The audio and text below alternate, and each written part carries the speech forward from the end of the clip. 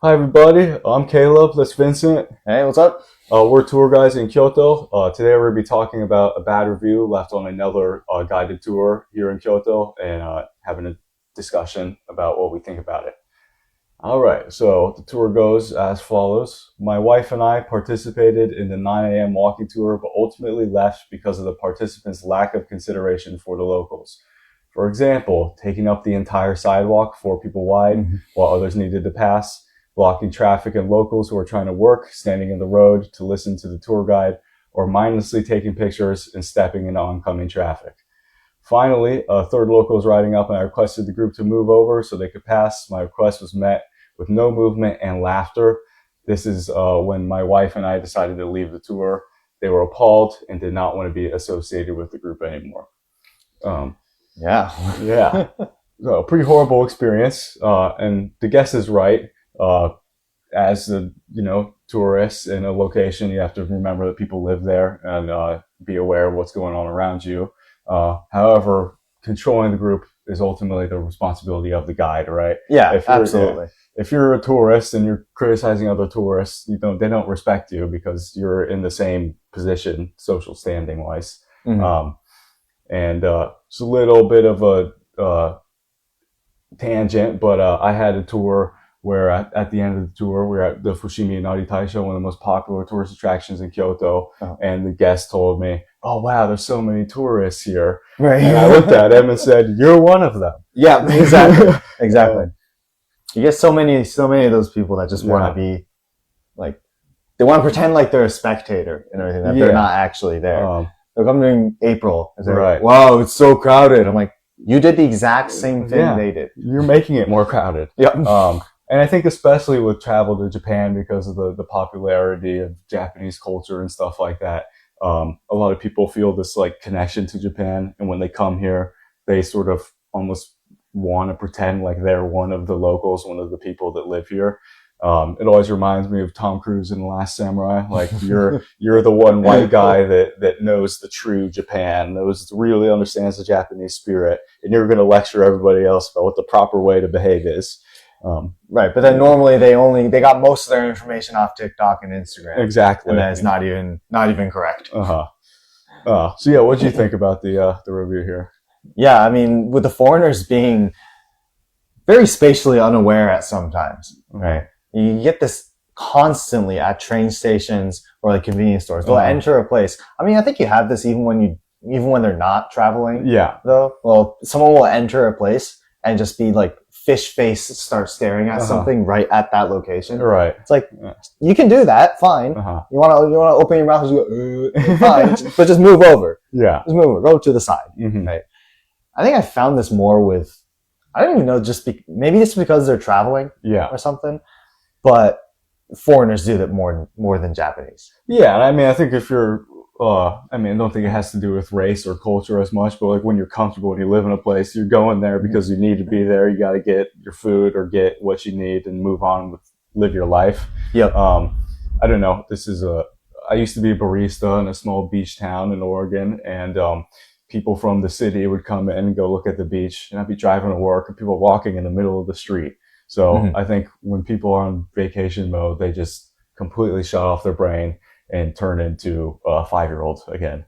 Right. So, yeah. Do you also think it's a more like densely populated versus sparsely populated area kind of problem? Because I know especially Tokyo is very, very densely populated. And you need to be very aware of, okay, which section of this road is moving the way I want to go. Right. Yeah. Or like, okay, where do I need to turn next? Because I need to cut across a bunch of people soon. Totally. Right. Yeah, I had a conversation with someone who's lived here for a very long time, and they told me they can always tell if there's a foreigner that's lived in Japan for a long time by how well they're able to navigate through a crowd.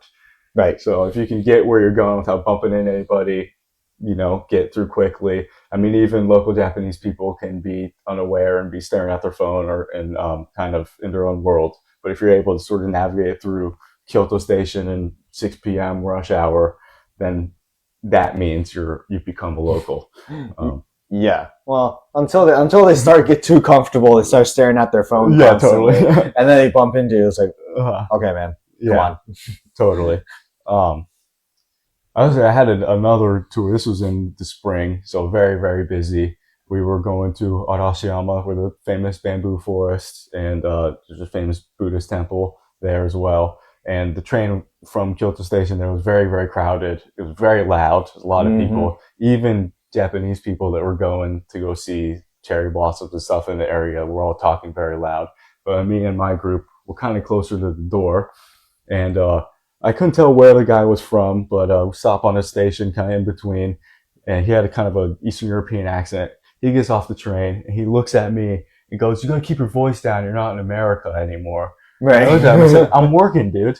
And then he stormed off the train.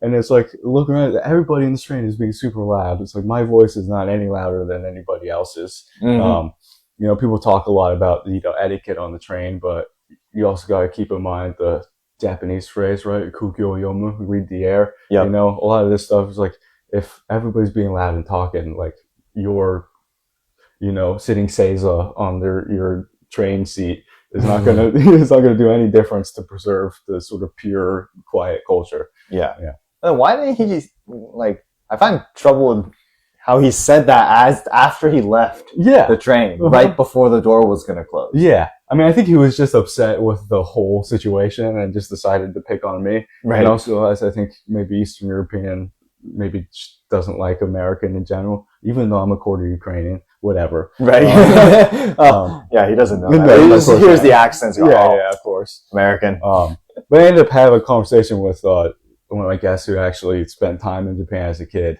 and we talk about it. I think there's a lot of people that live in Japan for a while, kind of maybe don't learn the language or develop relationships that they feel kind of comfortable or secure in, and their whole identity becomes being the foreigner in Japan that knows what the right thing is, and then they use that to kind of make themselves feel better by putting everybody else down. And yeah, it goes back to that whole Last Samurai thing. Yeah. I think that definitely worked like a while ago, especially like when my dad came over, because he came over in the 90s. Yeah. Right. So if he came over here then he could have been that. Yeah. A bit more like that. Totally. Right? Yeah. Because it's a bit more rare, but now it's just, you just insane flood of foreigners coming over to be English teachers or something. Totally. Yeah. And then with the whole anime, manga, and other kinds of media that's quite popular internationally. Yeah, I mean every goofy white dude wants to be in this country. So, yeah. So, and I don't know what if you're here and you learn or have enough skill with the language to get around and talk to people, and you have something to do that you feel kind of proud of and passionate about. You stop thinking about Japanese people in Japan is this, Japanese people are that, because you know the people as who they are as individuals, and Japan is just the place that you live. Yeah, exactly. Yeah, and it goes back to this review where people are in vacation mode and they're like, "Oh wow, this is such a beautiful place where I got to take all these photos," but people still go to these shrines and temples to make their prayers. It's still a place, or even the neighborhoods around where people are living and working. So yeah, I mean, especially to the Fushiminari, totally, because there's a university right over there. Yeah, and it's just a pain. Yeah, right? Yeah. People just trying to get to university, not be late to their class, right? And then it's just full, right? It's full. Yeah, they can't even enter the train station because of how crowded it gets, because people are unprepared with their tickets or their IC cards. Yep. Get to the gate and then they pull it out. Yeah. So. And then everybody does it wrong, so they get stuck in the ticket gate and trying to scan while they're still inside. And then these poor station attendants that don't speak any English have to try to explain to them that they need to exit and get back in, or they have the wrong type of ticket and stuff like that. Right. Yeah. So I think the lesson is just be aware, right? Yep. And if you've been to Japan once, just go to smaller places. There's more to Japan than Kyoto and Tokyo. Totally. It's not that hard to get out to the countryside. Not at all. And even if you're in Kyoto, get away from the busy areas, wander around the streets. There'll be some small cafe or bar or something that no foreigner has ever stepped foot into, and Yeah. people will be excited to try to talk to you and get to know you a little bit. Yeah. So and they don't know what they're missing out on. They're not totally, going there. yeah. And in the countryside, that's especially true as well. Yeah.